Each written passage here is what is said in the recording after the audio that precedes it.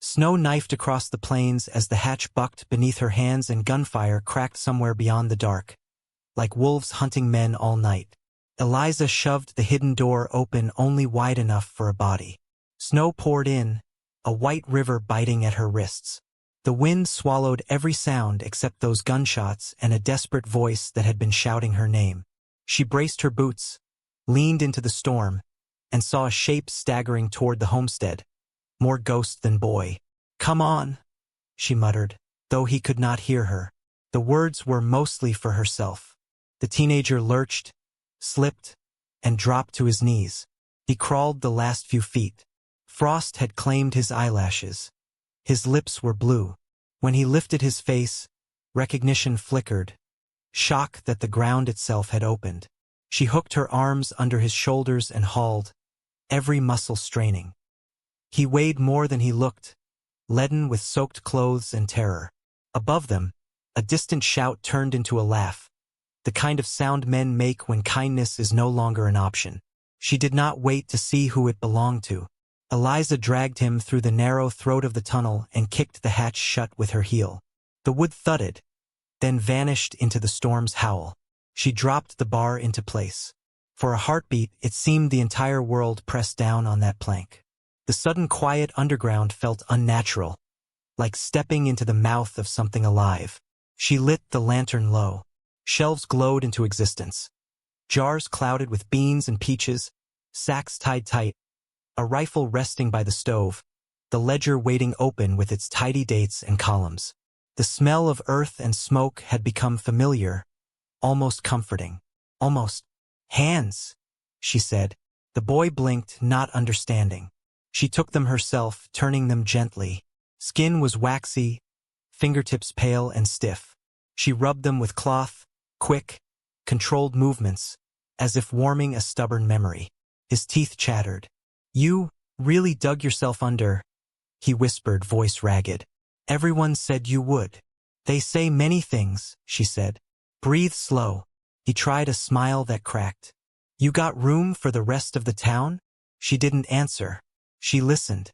Somewhere above, the wind shifted. Then, faintly, one more gunshot. It sounded farther away, but distance has a habit of lying in winter. She poured a cup of warm water, held it to his lips, watched carefully as he drank. He coughed, nodded thanks, and sagged back, eyelids drooping. Words tumbled out as exhaustion pried them loose. The mine fell in. Men fought over food. Someone said the sheriff was coming back. Then strangers rode through. They laughed at us, took what they wanted. They said more would come. Eliza heard each detail like another nail sinking. She did not comfort him. She folded the information, set it aside in her mind, and turned to the small iron stove, feeding it a careful sliver of wood. Fire was both friend and traitor here. Warmth bought at the cost of smoke that must never be seen. He mumbled something else. A name nearly formed, then broke apart. His head tipped sideways. Sleep claimed him outright. She checked the vents, the seals, the door. No draft, no light leak. Her fingers moved by memory, testing each point of failure. Habit steadied her heart. A dull thump sounded overhead, snow compressing. She froze, lantern flame barely breathing. Above them, footsteps dragged. Then a scrape. Silence. The storm swallowed the intruder, or the intruder joined the storm. Either way, the world stayed dangerous. Eliza crossed to the ledger and wrote with neat strokes. December 27, 1887. Third week of the blizzard. One boy. Unknown use. Unknown risk. She paused, pen hovering. Then she added, good. Food strained. The lantern sputtered. She turned the wick down, dipping the room into a softer amber. On the far wall, shadows of jars and tools looked like a crooked city, silent, obedient. Her gaze slid upward, toward the packed earth ceiling. For a moment she wasn't here. She was in the same room months earlier, dust caking her hair, neighbors laughing in the yard as if entertainment grew from ridicule. She had pretended not to hear them then. Now their echoes lived louder than ever. She returned to the present, drew the blanket over the boy's shoulders, and sat near the stove, not quite close enough to grow soft. Outside, the blizzard gnawed at everything with equal hunger. Inside, the clock of rations and breath began ticking louder. She closed her eyes, not to rest, but to listen for what might come next. Spring had come on paper, but the wind still carried a bite that did not trust the calendar. Eliza bent over the kitchen table, smoothing a wrinkled newspaper someone had wrapped bacon in. Between grease stains, she read by lamplight about river ice crushing boats back east, about crops ruined by late frost, about families walking west with hollow eyes. She did not gasp or fret. She traced the dates. She made a small mark in the margin. Outside, the creek whispered with a thin skin of ice that should not have been there in April. In town, the miners laughed in the street and talked loud as always. Someone played a fiddle off-key behind the saloon. Children kicked a dented tin pail, chasing each other through dust. When she stopped by the general store, the owner unwrapped more newsprint to hand her flour. She asked if she could keep the paper. He shrugged, as if she had requested something stranger than storms. She folded it carefully, the way others cradle fragile keepsakes. At night, she sat with the lamp turned low, stacking scraps of information like firewood. 1 year of strange storms. 2. A cold snap that came early to Kansas. A preacher in Nebraska warning that God was testing the harvest. Patterns don't shout, she thought. They murmur and wait for someone patient enough to listen. She drove the first shovel into the earth behind her house on a morning that smelled like thaw and regret. The soil resisted, stubborn with stones. She dug anyway. When the neighbor's daughter wandered past and asked what she was burying, Eliza answered, "Yesterday." The girl giggled and ran off to tell her mother. By evening, half the town knew that the widow Carter had taken to digging holes. They came with jokes at first. "You trying to reach China?" one man asked, leaning against the fence. Another squinted down into the raw pit and said, "Looks like a fine place to lie down when life disappoints you." She wiped sweat from her brow and said nothing. Silence became its own answer, and they disliked it more than any argument. She marked depth with chalk, then carved it deeper. She framed the space with stout beams, tested each one by hanging from it with her full weight. She mixed clay with straw and pressed it into the cracks with calloused fingers. A carpenter wandered over one afternoon, curious, and shook his head in theatrical disbelief. "You know," he said, grinning, "most folks build up so they can be seen. I build so I can stay," she replied. When the laughter reached its loudest, the humor sharpened. In the store, a mock sermon played out. A miner raised his arms and called her Saint of the Subterranean, blessing imaginary parishioners with handfuls of flour. The room roared. Eliza bought nails in quiet increments, never more than a handful. "Planning to fasten the underworld shut?" the clerk asked. She told him it was for the roof. He didn't ask which roof. The vents came next. She hollowed a stump that had long since given up pretending to live and threaded a pipe through its heart. Smoke tasted the sky there, far from the hatch. She sealed barrels with wax, tapping each lid like one listens for secrets. She dried meat until it crackled, tied herbs into bundles, practiced measuring a winter not in months, but in spoons. Mockery turned to irritation. The sheriff leaned on his horse and smiled in that way men do when they think kindness and condescension are cousins. "You figure on renting that grave when you're done?" he asked. She wound twine around a bundle of wood, tested the knot, and said, "Only to men who are late to their own." He laughed. She didn't. At night she wrote in the ledger, small neat lines. Beans 2 jars more. Candles 5, water tested after frost. Clean. Under the numbers, a different line. If they laugh, it's because they have nothing else stored. She tried to picture sharing it all. She ran the sums. 1 person, comfortable. 2 careful. 3 risky.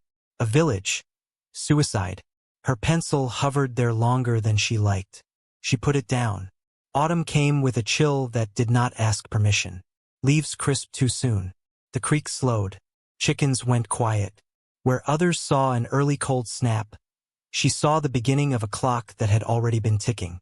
She hammered the final brace into place as the first flakes drifted sideways, not falling so much as hunting. When she crawled down into the finished space and lit a match, the walls glowed with an amber that looked like safety pretending not to be afraid. Above, she heard laughter drifting on the wind. It sounded smaller than she remembered. She lay her palm against the packed earth and thought, this is where the winter stops, or it stops here first. Outside, the world carried on as though it had been promised a future. Inside, she quietly built one. The cold arrived before the calendar admitted it. In October, breath smoked at noon and the creek's edge went glassy. Men muttered about a spell, as if the weather had been cast by someone they could argue with. Eliza watched frost bite the last of the squash and felt the season settle in like a debt collector. The first accident at the mine came on a Wednesday no one would forget. A rumble rolled out of the hill, then a coughing plume of dust, and then the screaming. Half the town ran uphill with shovels and lanterns. They argued, dug more.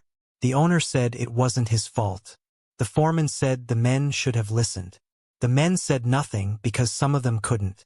Food intended for winter vanished fast, handed to those who labored through the night. They saved a few. They buried more. Afterward, the town felt thinner in a way that had nothing to do with bodies. By late November, the first true storm blew in, and it didn't bother leaving.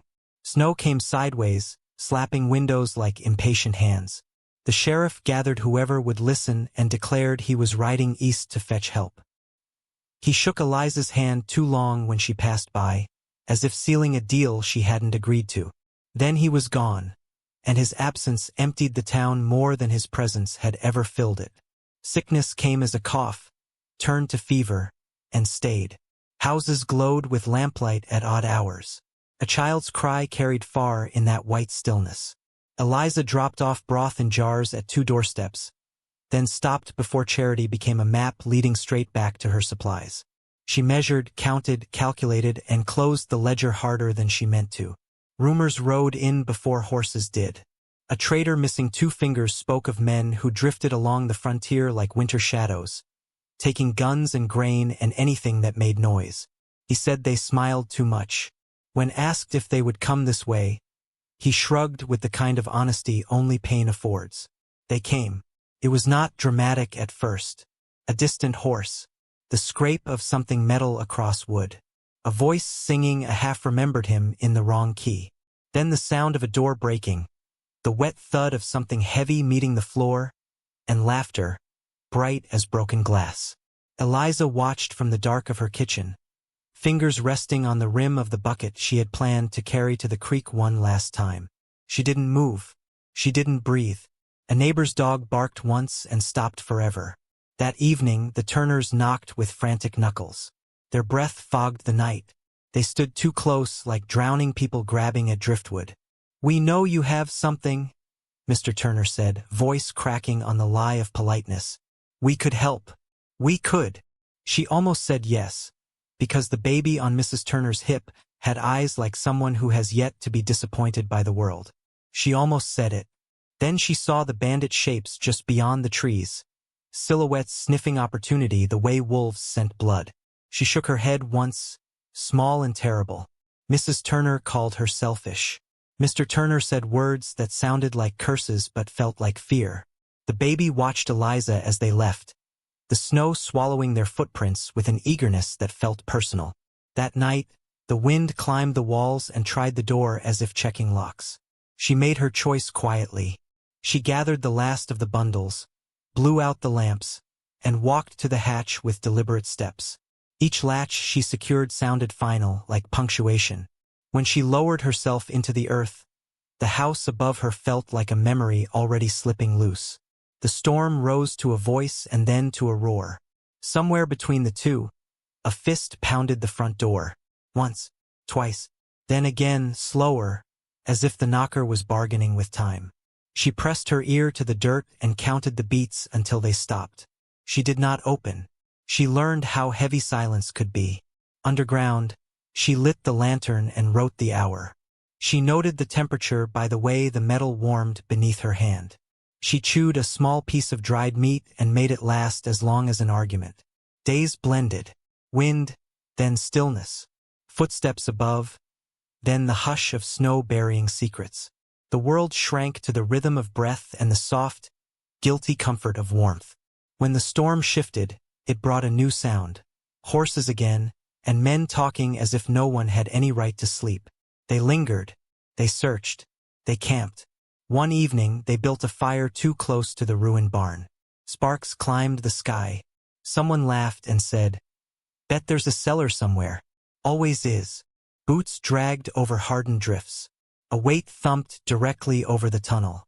Eliza closed her eyes, willing the earth to be a better liar than people had been. Then, through the cold, another sound threaded its way toward her. A voice weak, calling her name. Not a bandit. Not quite a friend. Something else. It wavered, faltered, returned. She moved to the hatch, fingers on the bar, every instinct arguing with every calculation. Snow squealed against wood. Gunfire cracked from far off, sharp and careless. She lifted the bar anyway. By the third morning underground, time had turned into a slow animal, breathing in the dark beside them. The old man wheezed softly. The mother rocked the baby like a metronome of fear, and Caleb stared at the ceiling as if he could memorize the dirt grain by grain. Eliza divided a biscuit into 4 pieces that insulted the idea of a meal and passed them around without apology. Hunger was a fact, not a conversation. Above them, the world argued with itself. Wind, then quiet, then the skitter of something crawling across the crusted snow. Once, the unmistakable jangle of tack drifted downward, and they stopped even blinking. The baby began to fuss. The mother pressed the child's face gently into the crook of her arm, humming a sound too soft to be called a song. The hum said, "Keep breathing." The hum said, "Don't get us killed." Caleb whispered that maybe they should pray. The old man said he'd already been doing it since 1862, and it hadn't helped much so far. His humor was dry as dust and carried the weight of truth. Eliza didn't smile. She tapped the ledger with the end of her pencil, the same way a commander might tap a map. She wrote, "Day 5, air thin when stove runs long. Fire shorter, voices nearer." The knock came at dusk, hesitant at first, then desperate. It wasn't at the hatch but near it, as if someone had lost the exact spot beneath the white. A woman's voice, Mrs. Turner, called Eliza's name. She begged with the patience of someone who had practiced, then with the rage of someone who discovered begging had limits. She promised to work, to cook, to share secrets. When those didn't move the earth, she cursed. When cursing failed, she cried until it sounded like nothing human. Then another voice joined, one of the miners who had once performed the mock sermon. He spoke through cracked teeth about sin and fairness. Caleb swallowed hard. "We have to do something." "We are," Eliza said. Her tone carried no heat. "We're staying alive." Eventually the voices faded, replaced by the soft, final sound of snow closing over footprints. The old man crossed himself, not for the living. That night, footsteps lingered longer. Men joked above them about digging. One kicked the frozen ground. The thud vibrated through the shelter like a warning. Another man laughed and said, "Ain't nothing down there but cold." They left only when the wind howled louder than their courage. Inside, the tension thickened, turning every whisper into an argument waiting to happen. The baby developed a cough that sounded like a tiny hammer. Eliza brewed thin tea and measured the steam like an enemy. She assigned tasks, check the vents, rotate sleeping spots, trim the wick, because order was the narrow bridge over panic. Caleb grew restless. He tried to stand too quickly, bumped his head, then cursed himself more than the ceiling. Later, he confessed the truth he'd been smothering. The sheriff had planned to trade food and ammunition to the bandits in exchange for protection. Caleb had helped arrange crates. When the bandits realized how little fight the town had, they decided to take everything instead of bargaining. The mother stared at him as if he had personally wintered the sky. The old man closed his eyes and breathed a prayer that sounded more like resignation. Eliza let the silence punish him, then said, "You live with it by living better." It was not forgiveness. It was an assignment. Outside, Days staggered past like drunks. Snow softened at the edges. Drips began. Slow, persistent. Each drop counting toward a future no one trusted yet. The men above grew bored. They stole what they could carry and rode off in a direction Hope was too tired to point out. Eliza waited 2 full days after the last sound before letting herself believe the earth wasn't still listening. At dawn, she cracked the hatch the width of a coin and inhaled air that smelled like knives and sap. The sky carried the bruised color of a world trying to remember its blue. Caleb climbed out first, moving with the reverence of someone walking on a roof made of glass. He called down, voice thin, that the town was half buried and half broken. Wagons lay on their sides like animals felled mid-run. Doors yawned open. Here and there, shapes in the snow told stories that didn't require words. They emerged together, blinking, smaller somehow against the blankness. The few survivors who stepped from ruined barns and crude holes didn't cheer. They simply watched Eliza, then looked away, ashamed of the memory of laughter. One woman, who had once called her gravedigger, pressed a sack of ruined flour into Eliza's hands as though tithing at the altar of hindsight. Eliza did not gloat. She walked the streets slowly, noting intact beams, fields that might be coaxed back, tools worth salvaging. She listened to the thin quiet and felt the weight of being right. Later, when the ground softened and the river began whispering again, she planted seeds near the hidden hatch. Caleb hauled lumber, asked about stronger braces, better vents. The mother hung blankets in the tentative sun. The old man sat nearby, as if guarding a secret he was finally willing to share with the dirt. A stranger passing through stopped, stared at the odd door half hidden by earth and new shoots. "What's that for?" he asked. Eliza brushed soil from her palms. "That's where I keep my bad ideas," she said. "They've been good to me." The stranger laughed. Not mockery this time, but a sound with edges sanded down by respect.